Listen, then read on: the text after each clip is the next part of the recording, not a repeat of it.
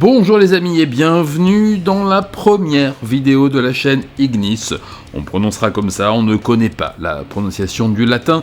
Retro peccat Rex Domini. Ça veut dire feu, ça tombe bien puisque c'est une chaîne que je veux dédier aux tirs sportifs et aux armes à feu en général puisque c'est l'une de mes passions. Oui, je sais, vous vous dites peut-être sa tête ne m'est pas inconnue, effectivement, vous m'avez peut-être déjà vu sur mon autre chaîne, ma chaîne principale, Satsujin, Meurtre au Japon, qui traite d'affaires criminelles japonaises. Ici, nous n'allons parler que de tirs sportifs, d'armes à feu, d'histoire des armes, de symbolique des armes aussi souvent, et puis on va aller tirer, on va vous présenter déjà ma collection à moi et celle de mon fils, parce qu'il co-présentera certaines vidéos avec moi. Ok. Très Il y a bien. moins de recul que sur le Taurus. Ouais.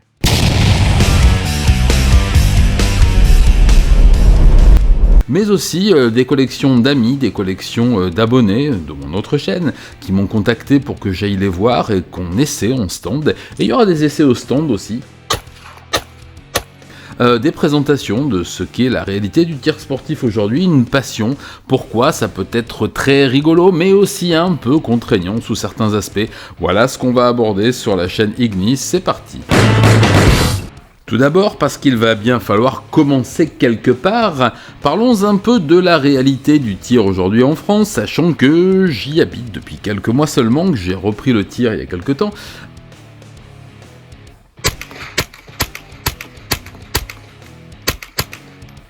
Et que je découvre donc les aspects de la législation française. J'ai vu qu'il y avait à peu près 600 000 tireurs sportifs en France.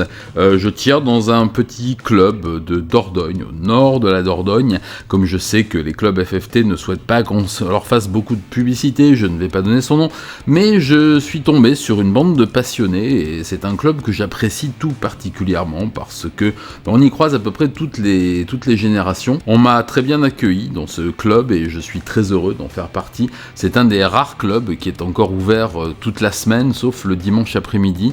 On peut aller y tirer à n'importe quelle heure, enfin pas tout à fait, on peut y aller le matin ou l'après-midi, ce qui m'a permis, avec mon fils, que vous allez voir bientôt, fils de 12 ans qui fait du tir depuis 1 an, d'aller essayer des armes, de les régler sans enquiquiner tout le monde. Ça a été le cas de cette petite chose que je vous présenterai très certainement sans tarder, qui est la première catégorie de B d'épaule de mon fils.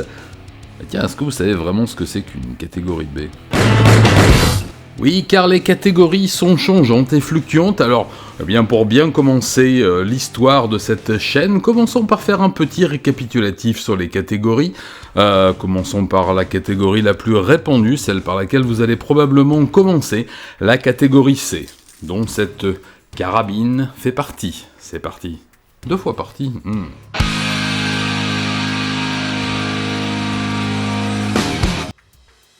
Les armes de catégorie C sont répertoriées sur le site du ministère de l'Intérieur en plusieurs sous-catégories.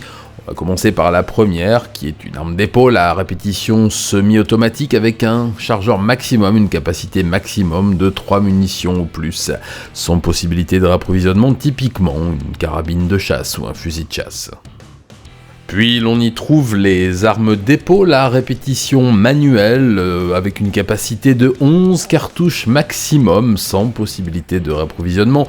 Pour le projectile, le diamètre doit être inférieur à 20 mm, typiquement toutes les carabines de tir que vous pourrez acheter lorsque vous accéderez à la licence de tir. Puis viennent les armes d'épaule avec un coup par canon d'une utilité très relative dans un stand, mais nous en reparlerons peut-être un jour, ou pas. Puis nous parlerons du type suivant, les armes d'épaule à répétition manuelle, typiquement là, les fusils à pompe ou à levier de sous-garde, qui comportent 5 coups maximum, dont la longueur totale doit être supérieure à 80 cm, sinon on change de catégorie. La longueur du canon doit être supérieure à 60 cm, sinon on change de catégorie. Et la crosse doit être fixe. Et nous en reparlerons aussi avec des spécialistes pour vous parler des changements de catégorie. Et ça concerne les calibres 8, 12, 14, 16, 20, 24, etc. jusqu'au 410, qui est un calibre de chasse aussi assez intéressant, dont je vous parlerai certainement un jour. Les autres types sont un peu plus exotiques et moins répandus, notamment les armes fabriquées pour tirer des balles à plusieurs projectiles non métalliques. Ensuite, les armes et lanceurs dont le projectile est propulsé de manière non pyrotechnique, c'est-à-dire à air comprimé, typiquement les fusils à air comprimé supérieurs à 20 joules. Et les armes neutralisées, là, une fois de plus, il faudra sans doute un épisode entier avec un spécialiste pour vous parler de l'histoire de la neutralisation des armes. Mais comme le disait un collectionneur que j'ai eu récemment au téléphone, pourquoi acheter une voiture sans moteur, même une très très belle voiture? Oui, je vous le demande.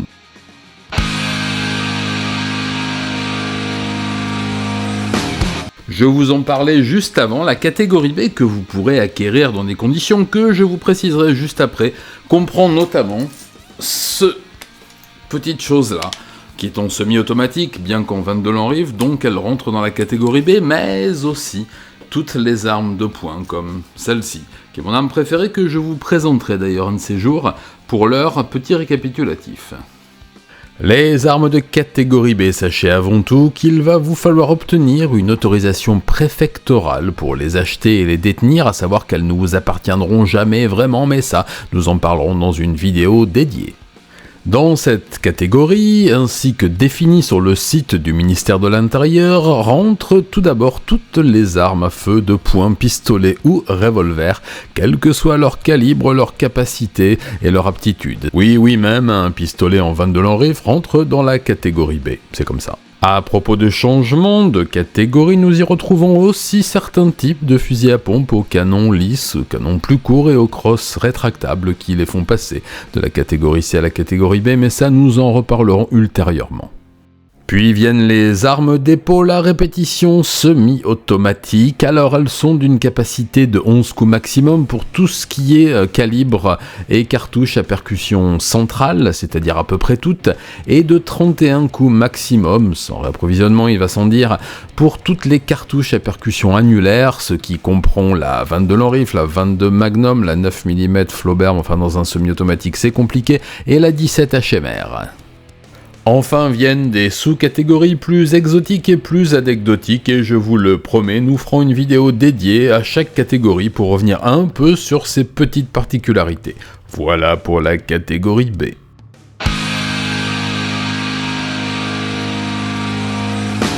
Bon, pour les armes de catégorie A, vous n'y aurez pas accès, mais je vais quand même vous faire un petit topo sur ce qu'elles sont, où on peut les trouver, et surtout qui peut les utiliser.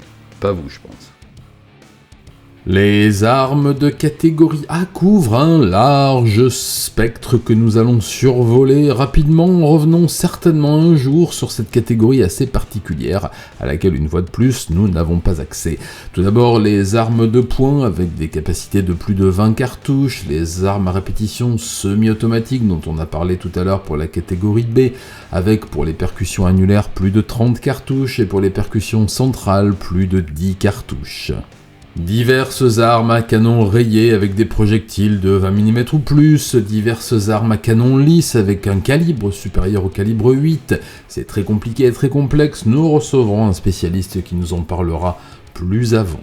De manière générale, toutes les armes automatiques qui étaient autorisées auparavant pour le tir sportif et qui ont été transformées en armes à répétition semi-automatique ou même à répétition manuelle ou à un coup font désormais partie de la catégorie A, sauf exception, que nous verrons aussi un autre jour parce qu'il y a tellement d'exceptions. Présent également dans cette catégorie très particulière, toutes les armes à feu camouflées ou qui ressemblent à un autre objet comme une boîte à cigarettes, une canne, un stylo ou quelque autre façon de cacher une arme dans sa poche ou dans sa valisette.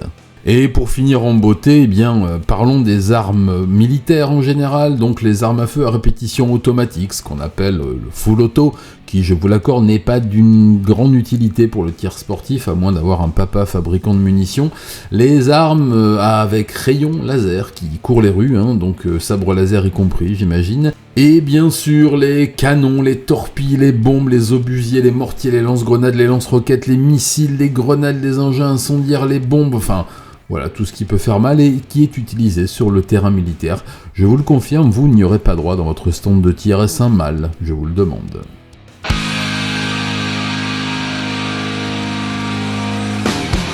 Enfin, finissons, et ce n'est pas logique, mais accordez-moi le droit de ne pas être logique, par les armes de catégorie D que vous possédez peut-être, car c'est la catégorie la plus répandue sans que personne ne sache vraiment qu'il en possède.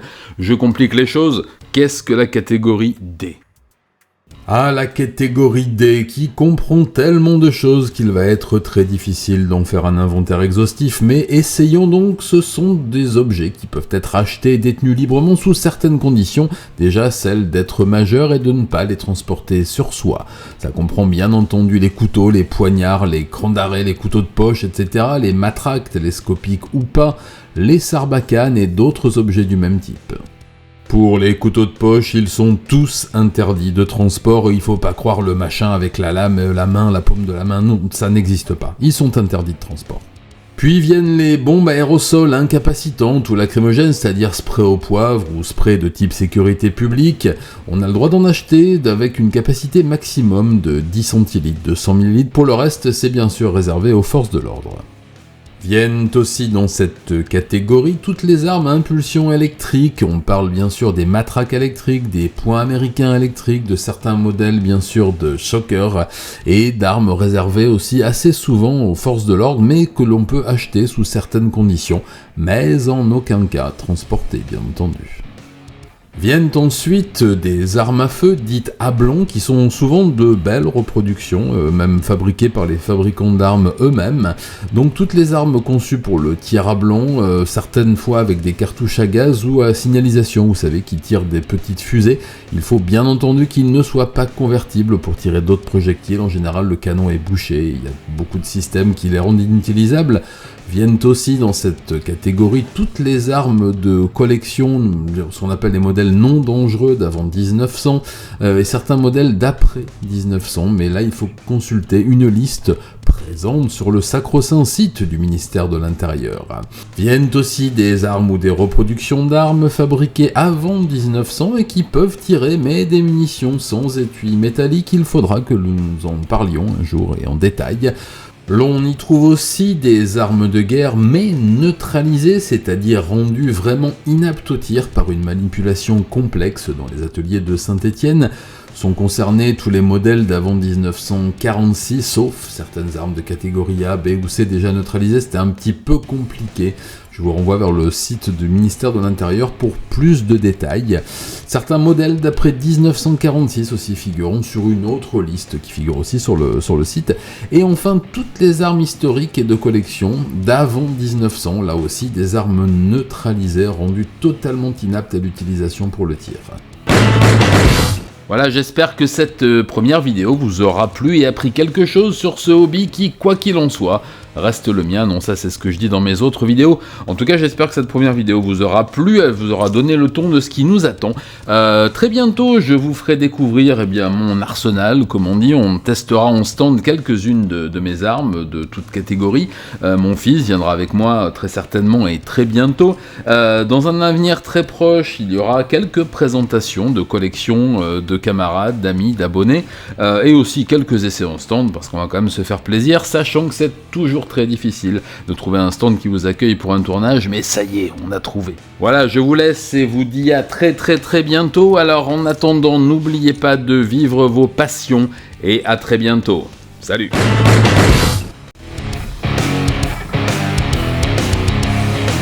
Je vous réserve la surprise pour les semaines qui viennent.